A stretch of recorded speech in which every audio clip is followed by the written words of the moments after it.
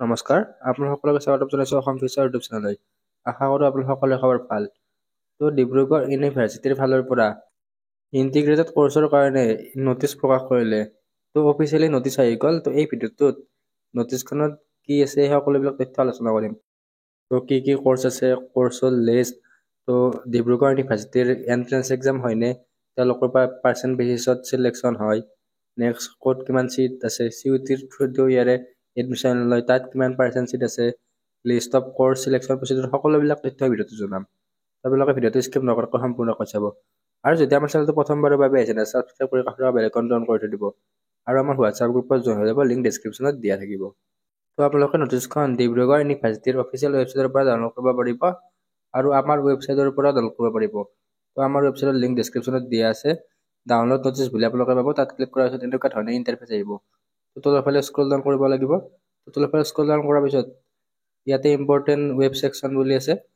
তো আমাৰ ৱেবছাইটত সকলোবিলাক ব্ৰেকডাউন কৰা আছে। তো ইয়াৰ পৰা আপোনালোকে চেক আউট কৰি ল'ব পাৰিব। তো ইয়াতে ইম্পৰ্টেণ্ট লিংক আছে। তো ইম্পৰ্টেণ্ট লিংকত ক্লিক কৰাৰ পিছত ডিব্ৰুগড় ইউনিভাৰ্চিটি অফিচিয়েল ৱেবছাইটলৈ ৰিডাইৰেক্ট কৰিব। নেক্সট ইয়াতে অফিচিয়েল যিখন এডমিশ্যন নটিচ আছে, নটিচখন ডাউনলোড কৰিব পাৰিব। আৰু ইয়াতে এপ্লিকেশ্যন ফৰ্মৰ লিংক দিয়া আছে। তো আমি নটিচখন ডাউনলোড কৰোঁ।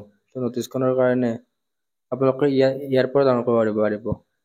তো আমি অফিচিয়েল ৱেবছাইটৰ পৰা ডাউনলোড কৰি ল'ম।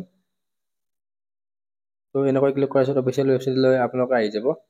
তলৰ ফালে স্ক্ৰল ডাউন কৰাতে ইয়াতে নটিচ বুলি লিখা আছে। তো নটিচত আপোনালোকে চাব পাৰে। তাৰপিছত ইয়াতে admission notice for 5 year integrated post graduation program. তো বহুতে ক'ব পাৰে যে এইটো আণ্ডাৰ গ্ৰেজুৱেশ্যন কৰ্চ হয়, পষ্ট গ্ৰেজুৱেশ্যন বুলি লিখা আছে। তো ইয়াত 5 year ইণ্টিগ্ৰেটেড পষ্ট গ্ৰেজুৱেশ্যন বুলি আছে। মানে আপোনালোকে ইয়াতে under graduation UG plus PG দুটা একেলগে হৈ যাব। তো আপোনালোকে এইটো কৰ্চ কৰিলে 10+2 আপোনালোকৰ কোৱালিফিকেশ্যন, 10+2 কৰিলে এইটো কৰিব পাৰিব। তো আপোনালোকে ডাইৰেক্ট MSc ডিগ্ৰী বা MA ডিগ্ৰী লাভ কৰিব। তো আপোনালোকে নিশ্চয় জানে যে আজিকালি আণ্ডাৰ গ্ৰেজুৱেশ্যন কৰ্চবিলাক 4 বছৰ হৈছে। আৰু তাৰে পিছত আপোনালোকে আণ্ডাৰ গ্ৰেজুৱেশ্যনৰ পিছত মাষ্টাৰ্ছ ডিগ্ৰী কৰিব গ'লে 1 বছৰ হয়, টোটেল 5 বছৰ হয়। তো 5 বছৰ কৰিলে আপোনালোকে মাষ্টাৰ্ছ ডিগ্ৰী লাভ কৰে।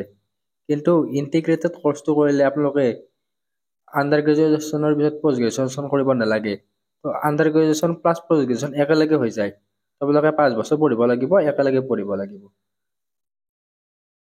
মানে আপোনালোকক কি বুজাব চেষ্টা কৰিছোঁ, আপোনালোকে বুজি পালে। তো এইটো বুজি নাপালে আমাক হোৱাটছআপ বা ইনষ্টাগ্ৰাম বা ইমেইলৰ জৰিয়তে সুধিব পাৰিব, লিংক ডেছক্ৰিপশ্যনত থাকিব। তো নেক্সট ইয়াতে নটিচ দিয়া আছে। Online applications are invited for the intending eligible candidate on the basis of merit in 10+2 examination conducted by the recognized board. তো ডিব্ৰুগড় ইউনিভাৰ্চিটিৰ যিটো এডমিশ্যন বা মেৰিট লিষ্ট আছে, সেই মেৰিট লিষ্টখন 10+2 মানে হাই ছেকেণ্ডাৰীৰ পাৰ্চেণ্টৰ পৰা বনাব। তো ইয়াতে 90% চিট হাই ছেকেণ্ডাৰীৰ মাৰ্কৰ পৰা হয় আৰু 10% CUETত চিট থাকে।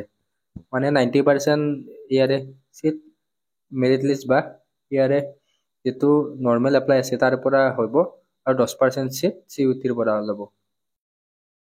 তো next the following subject as major, ইয়াতে ছাবজেক্ট কেইখন দিয়া আছে: anthropology, applied geology, Assamese, chemistry, commerce, economics, English, next আহি গ'ল history, life science, botany, zoology, mathematics, physics, political science, sociology, statistics. তো ইয়াতে 15টা মেজৰ ছাবজেক্ট আছে।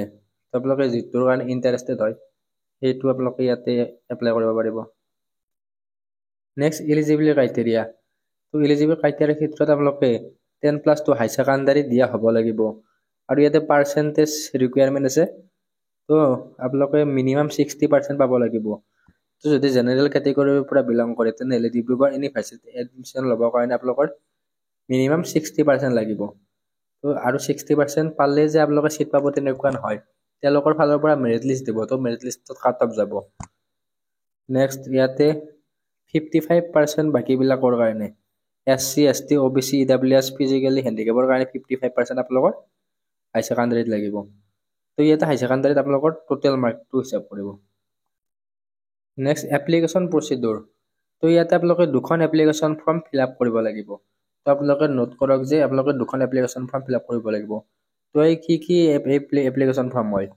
তো ফাৰ্ষ্ট আপোনালোকে Assam higher education admission portal AHE A AHE AHE তাৰপিছত AP তো সেইটো হৈ গ'ল, সেইটো মানে সমৰ্থ পৰ্টেল।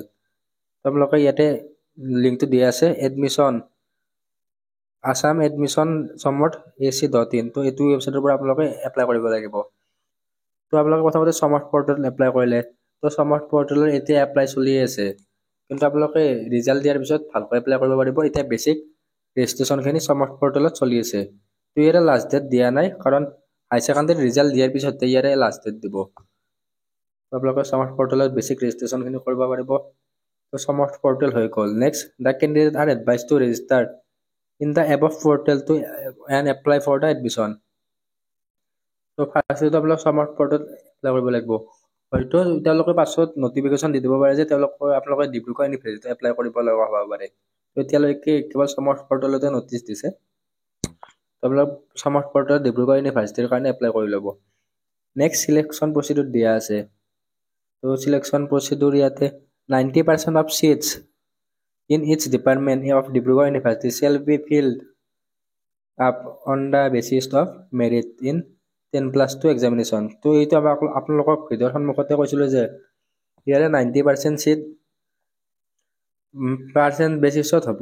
মানে ইয়াৰে যদি 100টা চিট আছে, তাৰে 90টা চিট আপোনালোকে সমৰ্থ পৰ্টেলত এডমিশ্যনৰ থ্ৰুদি পাব।